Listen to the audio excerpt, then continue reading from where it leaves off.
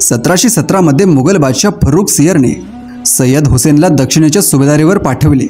सय्यद हुसेन म्हणजे सय्यद बंधूंपैकी एक। सय्यद हुसेन दक्षिणेकडे जात असताना त्याला मार्गातच ठार करावे असे फर्रुख सियरने गुजरातचा सुभेदार दाऊद खानला सांगितले। बादशाहच्या आज्ञेप्रमाणे दाऊद खान आपले काम करण्यासाठी दक्षिणेकडे निघाला। बुरहानपूरजवळ दाऊद खान आणि सय्यद हुसेन यांची गाठ पडली आणि एक जंगी लढाई झाली। यामध्ये दाऊद खानाचा पराभव होऊन तो मारला गेला आणि अशा प्रकारे सय्यद हुसेनला बादशाहचा कट कळून चुकला। मुघल सुभेदाराचे काम होते दक्षिणेतील मराठी सत्तेला दबावात ठेवणे, पण नव्याने आलेला मुघल सुभेदार सय्यद हुसेनला कळाले होते की आपण ज्याला गादीवर बसवले तोच आपल्या जीवावर उठला होता। अशा वेळी दक्षिणेतील मराठी सत्तेशी संघर्ष करण्यापेक्षा त्यांच्याशी सहकार्याने वागणे हेच आपल्या फायद्याचे ठरेल व पुढे बादशाहाशी होणाऱ्या संघर्षात मराठ्यांची मदतसुद्धा होईल। अशा हेतूने सय्यद हुसेनने मराठ्यांशी बोलणी लावली। मोगली राजकारणात भाग घेण्याची व आपले आसन स्थिर करण्याची ही आयती चालून आलेली संधी शाहू महाराजांनी दवडली नाही। लवकरच त्यांनी सय्यद हुसेनबरोबर एक करार केला। त्यातल्या अटी अशा होत्या, शिवाजी महाराजांच्या स्वराज्यातील सर्व गडकोट शाहू महाराजांच्या स्वाधीन करावेत। खानदेश, गोंडवन, वराड, हैदराबाद व कर्नाटक या भागात मराठ्यांनी जिंकलेले प्रदेशही शाहू महाराजांस द्यावेत। मराठ्यांनी दक्षिणेत 6 मोगल सुब्यांची चौथ व सरदेशमुखी वसूल करावी। मराठ्यांनी चौथ व सरदेशमुखीच्या मोबदल्यात आपली 15,000 फौज बादशाहच्या दिमतीला द्यावी आणि मोगल सुब्यांचा बंदोबस्त ठेवावा। शाहू महाराजांनी कोल्हापूरकर संभाजी महाराज त्रास देऊ नये। दर साल 10 लाख रुपये खंडणी शाहू महाराजांनी बादशाहस द्यावी। कैदेत असणारे येसुबाई व त्यांच्यासोबत असणाऱ्या आप्तांची सुटका करावी। पण या सर्व अटी बादशाह फर्रुख सियरला मान्य नव्हत्या। याबद्दल मुघल इतिहासकार खापीखान म्हणतो, हुसेन अली खानाने बादशाहला विनंतीपत्रे पाठवून आपण दिलेल्या सनदेप्रमाणे फरमान पाठवण्याची विनंती केली, पण काही हितचिंतकांनी बादशाहच्या मनात भरवले की राज्यकारभारात आणि कर वसूल करण्याच्या कामात हलकट गनिमांना वरचढीचे भागीदार बनवणे मसलतीच्या विरुद्ध होय। या मसलतीमुळे बादशाहचा असा ग्रह झाला की आपल्या मान्यतेशिवाय सय्यद बंधूंनी मराठ्यांशी तह करून ते आता आपल्या विरुद्ध कारस्थाने करीत आहेत। परिणामी सय्यद हुसेन अली शह देण्यासाठी बादशाहने दक्षिणेत अनेक नवीन अधिकारी नेमले, परंतु त्यात सय्यद अलीने जुमानले नाही। त्यामुळे बादशाह व सय्यद बंधू यांच्यामधील वितुष्ट पराकोटीला पोहोचले। ते परस्परांचा काटा काढण्यास सिद्ध झाले। त्या दृष्टीने बादशाहने तयारी चालवली।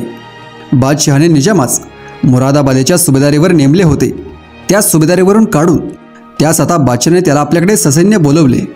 त्याचबरोबर पाटण्याहून सरबुलंद खान व गुजरातहून अजित सिंग या सुभेदारांनाही त्याने फौजेसह दिल्लीस येण्यास फरमान सोडले। आता आपल्यावर बिकट प्रसंग ओढावणार हे ओळखून दिल्लीतील सय्यद हुसेनचा बंधू सय्यद अब्दुल्लाने बादशाह शह देण्यासाठी सैन्य वाढवण्यास सुरुवात केली आणि दक्षिणेतील आपल्या बंधूस फौजेसह त्वरेने दिल्लीकडे कूच करण्याचा तातडीचा निरोप दिला। या निरोपाप्रमाणे सय्यद हुसेन अलीने दिल्लीच्या स्वारीची तयारी केली। कराराप्रमाणे मराठ्यांचे लष्करी सहाय्य मागितले गेले। शाहू महाराजांनी आपला पेशवा बाळाजी विश्वनाथ यांच्यासोबत 15,000 फौज देऊन त्या सय्यदाच्या मदतीस धाडले। बाळाजींबरोबर खंडू बल्लाळ, खंडेराव दाभाडे, उदाजी पवार, कान्होजी भोसले हे नामवंत मराठा सरदार होते। सय्यदजवळ एकूण फौज 30,000 इतकी झाली। पुढे मार्गास त्यात सवाई जयसिंग व मोहकमसिंग बुंदेला हे सुद्धा येऊन मिळाले। सय्यदांची ही अपाट सेना व त्याची लढण्याची जय्यत तयारी पाहून बादशाह घाबरून गेला। आता आपली धडगत नाही हे त्याने ओळखले व सय्यद हुसेन अली माळ्यात असतानाच त्याने सय्यद बंधूंशी समोपचाराची बोलणी सुरू केली। त्यांच्या सर्व मागण्या त्याने मान्य केल्या, पण सय्यद हुसेन अलीस दक्षिणेत परतण्याची बादशाहने विनंती केली। तेव्हा हुसेन अली दक्षिणेत परत जाण्यास तयार झाला, परंतु त्यांच्याबरोबर असणारे मराठे सरदार शाहू महाराजांच्या मातोश्री येसुबाई व इतर आप्तांची सुटका झाल्याशिवाय परत फिरण्यास तयार नव्हते।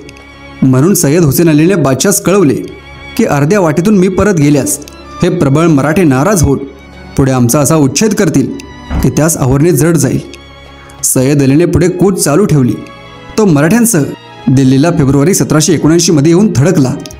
सय्यद बंधू मराठ्यांच्या मदतीने दिल्लीत आपले वर्चस्व प्रस्थापित करण्याचा उद्योग करीत असताना बादशाहच्या वतीने मोहम्मद अमीन खान नावाच्या मोगल सरदाराने त्यांचा प्रतिकार केला।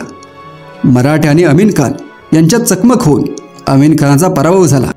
संताजी भोसले, बाळाजीपंत भानू यांच्यासह मराठ्यांचे 2000 पर्यंत लोक कापले गेले, परंतु लवकरच सय्यद बंधूंनी बादशाह फर्रुख सियर यास पदच्युत करून रफुद्दीन हा नवा नामधारी बादशाह दिल्लीच्या तख्तावर बसविला। कैदेत असणाऱ्या येसुबाई आदींची सुटका केली. मराठ्यांना अभिवचन दिल्याप्रमाणे नव्या बादशाकडून त्यांना शाहू महाराजांच्या नावे दक्षिणेच्या चौथ व सरदेशमुखीच्या सनदाही तयार करून दिल्या. सय्यदांचा निरोप घेऊन मराठे दिल्लीतून निघाले. जुलै 1779 मध्ये बाळाजी विश्वनाथ आपल्या फौजेसह शाहू महाराजांना भेटले. राणी येसुबाई या सतत 30 वर्षे मोगली कैदेत होत्या. पुत्राच्या सुटकेनंतर तब्बल 1 तपाने त्यांची सुटका होऊन शेवटी पुत्रभेटीचा योग आला. शाहू महाराजांचा उत्तरोत्तर उत्कर्ष बघण्याचे भाग्यही या छत्रपती घराण्यातील राणीस लाभले.